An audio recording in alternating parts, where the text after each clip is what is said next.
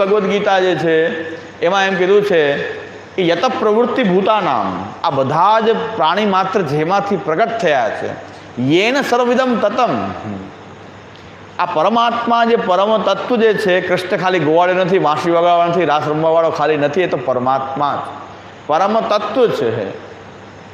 અને યત પ્રવૃત્તિ ભૂતાનામ, બધાની જે છે ઉત્પત્તિ એ બધાની એનામાંથી થઈ છે.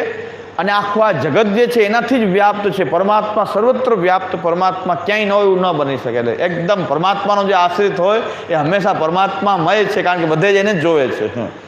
તમે જોવો કે ન જોવો, પરમાત્મા બધે જ છે, સર્વત્ર પરમાત્મા રહેલો છે. હવે એ પરમાત્માની પ્રાપ્તિ કરવી હોય, એ પરમાત્માને સર્વત્ર જોવો હોય તો શું કરવું જોઈએ? સ્વકર્મણા તમભ્યર્ચ સિદ્ધિમ વિંદતિ માનવ. તમે તમારું કર્મ એવી રીતે કરો કે જાણે એ પરમાત્માની પૂજા થઈ રહી છે.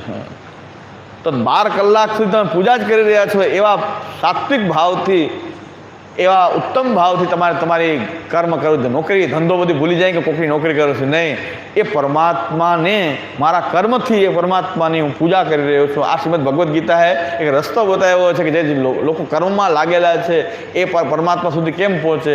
કે તમે પહેલાં તો કર્મમાં એટલા શુદ્ધ રહો કે આ પરમાત્માની પૂજા છે એવી શુદ્ધિ દ્રવ્ય કમાવામાં રાખીએ, એમાં એવું ઇન્વોલ્વમેન્ટ રાખીએ, ખાલી કમાવા માટે નહીં, પણ ખાલી પૈસા મેળવવા માટે નહીં, પણ એમાંથી ધર્મ થાય અને એ મને ભગવાન સુધી લઈ જાય, એના માટે આ કર્મ કરી રહ્યો છું. તો સ્વકર્મણા તમભ્યર્ચ સિદ્ધિમ વિંદતિ માનવ. આ કર્મથી પણ તમે ભગવાન સુધી પહોંચી શકો, પણ એ કર્મની ફલાશક્તિને છોડી એક પોતાના ડ્યુટી અમારી બજાવવાની છે, કર્મ બજાવવાનું છે એ ભાવથી, અને ભગવત સેવા કરતા એની માટે તો ભગવત સેવાનું અંગ છે, આપણા પ્રભુની જ સેવા થઈ રહી છે એવા ભાવથી. આપણે ત્યાં એ નિયમ છે.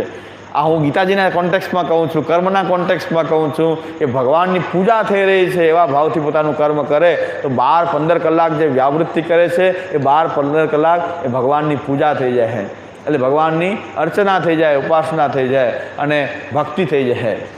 તો એ પ્રકારની પદ્ધતિ ભગવાને ગીતાજીમાં આપી છે. એટલી પવિત્રતાપૂર્વક બધાએ કર્મ કરે તો કેટલો દેશ પણ કેટલો આબાદ બની જાય કે બધા એવી પવિત્રતાથી પોતાનું કર્મ કરતા હોય તો ભ્રષ્ટાચારને કોઈ સ્થાન નહીં રહે, કોઈ ભ્રષ્ટાચારને ક્યાંય સ્થાન ન રહે, કારણ કે બધાએ એવા પવિત્રતાપૂર્વક કરે. એટલે શ્રીમદ ભગવદ્ ગીતા જો બધાએ વાંચે, પુષ્ટિ માર્ગની અંદર તો આપણા ઠાકોરજીની સેવા કોઈ કરે તો એ ઠાકોરજીની સેવાના રૂપમાં જ વ્યાવૃત્તિ પણ સેવાનો ભાગ છે, ધંધો પણ સેવાનો ભાગ છે. એટલે તમે પણ સેવા જ કરી રહ્યા છો, પણ પ્રભુને યાદ કરીને સેવા, કે આ પ્રભુની સેવા છે. સવારે પ્રભુની સેવામાં જઈએ, થોડીક વાર પ્રભુની સન્મુખ રહીએ તો આપણને આખા દિવસ પર્યંત જે ધંધો કરીએ એમાં પણ પ્રભુની સેવાના અંગનો ભાવ જાગે છે કે મારા ઠાકોરજીની સેવાનો આ અંગ